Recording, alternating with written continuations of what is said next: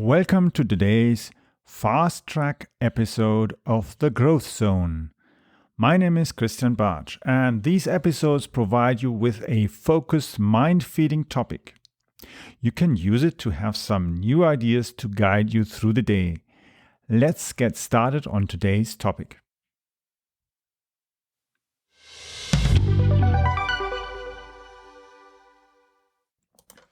In today's episode of Fast Track, we are going to be looking at what can IoT devices do for the autonomous traffic. So, autonomous vehicles, autonomous infrastructure for traveling, for commuting. So, there are all these different kind of standards that are now being forced into all the different kinds of platforms that are related to travel, whether it's the lighting, street lighting, whether it is cars itself, it's traffic lights, all sorts of other kind of elements. We are seeing that technology is evolving in a totally new area. And the interesting thing about it is you can see that IoT devices have to communicate with other IoT devices, with vehicles, with traffic control, with all different kind of elements. And the CV2X standard, I think that's the correct name of it, that is going to be changing quite a lot for us in the future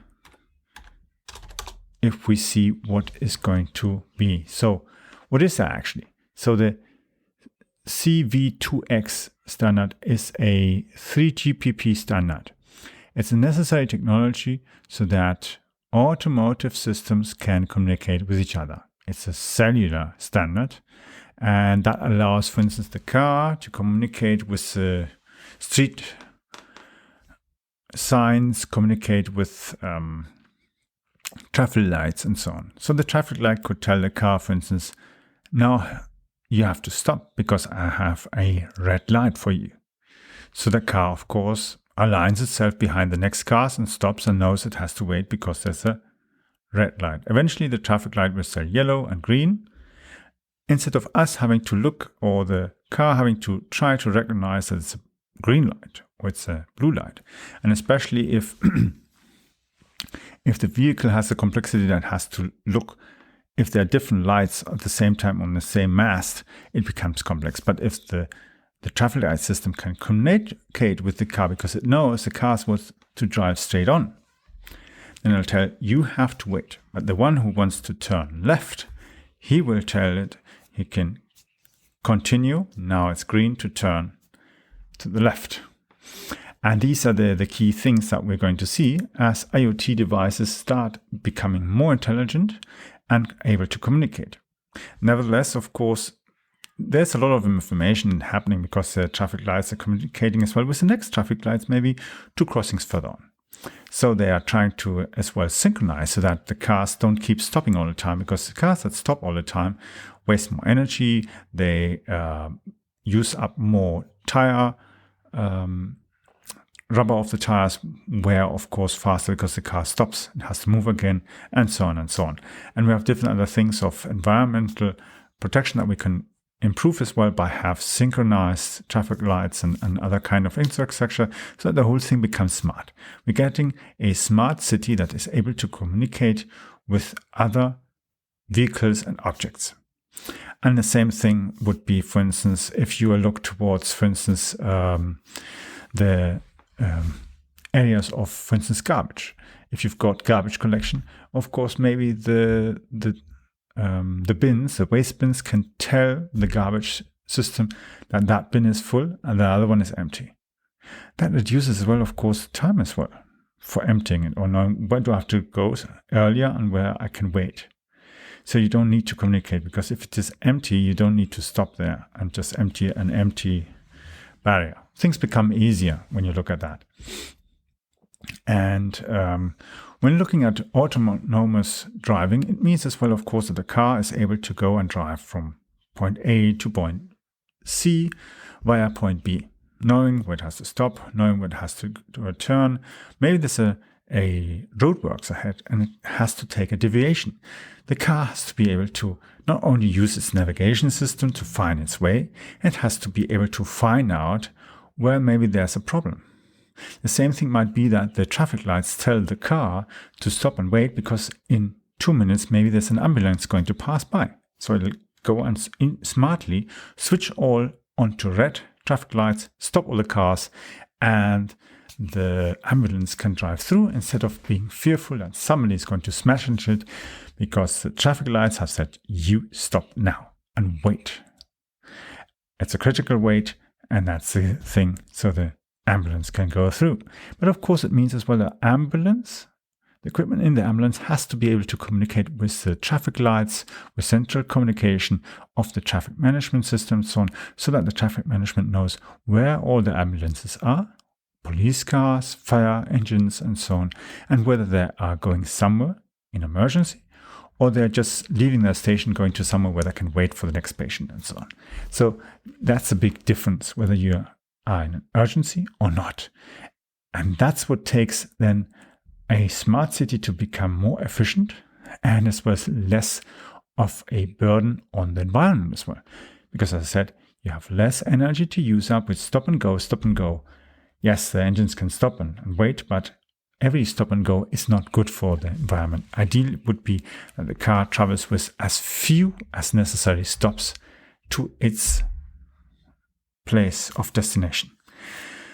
That saves not only time, as it saves energy, saves rubber on the tires and so on. And it produces less noise for the people who are living around, for the nature and all these other things.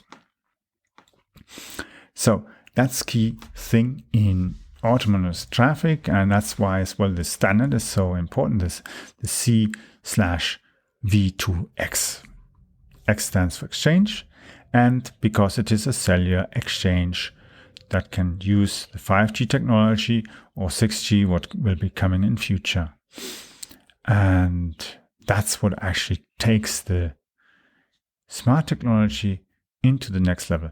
But at the same time, these devices that are placed somewhere all around, these traffic lights and so on, they will all eventually be replaced by IoT devices, smart devices that are intelligent enough to take certain decisions themselves, and everything else they'll ask an edge device. And the edge device is a stronger computer that can do calculations based on information that it gets from all around its area, its district, and quickly decides what to do, how to manage everything and keep the traffic flowing.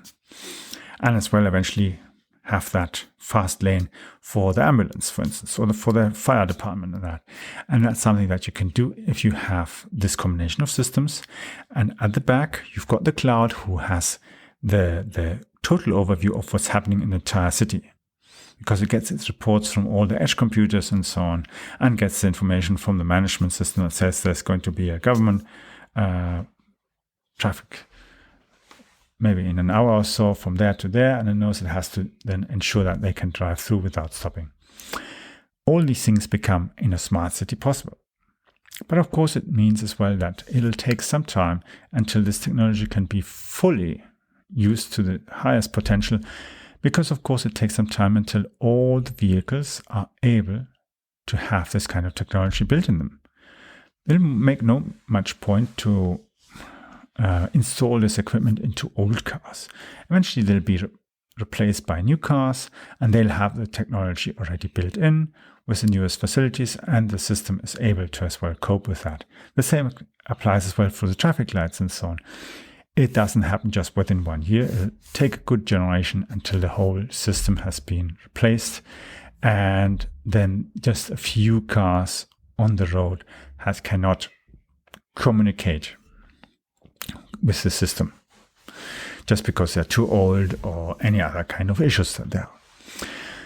So that's what you can look into the future and think, well, maybe you can eventually in the future participate or contribute to the development of engineering, technology, new things, whether you are a visionary person, whether you are an engineer, a programmer, technician, electrician, all these different careers, even if you are somebody who is into sales, into marketing, all these things. That's something that's great potential for the future. The key thing is you have to have the passion for that topic. See you in the next Fast Track edition.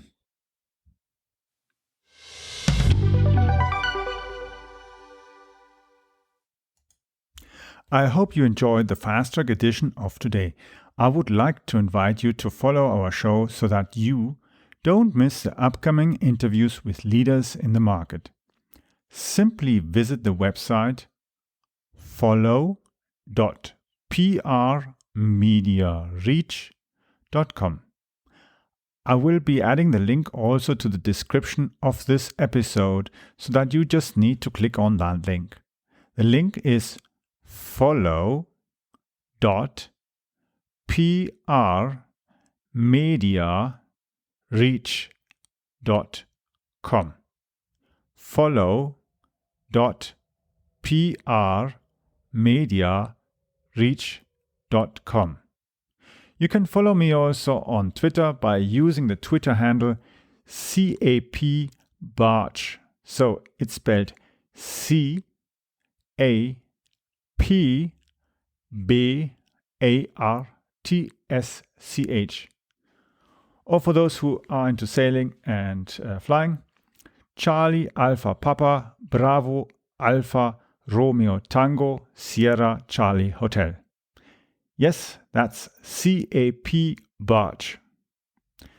See you soon or hear you soon in the next episode. And please share as well this episode if you've enjoyed it and would like to let others have the opportunity to use it as well to get new ideas and insights.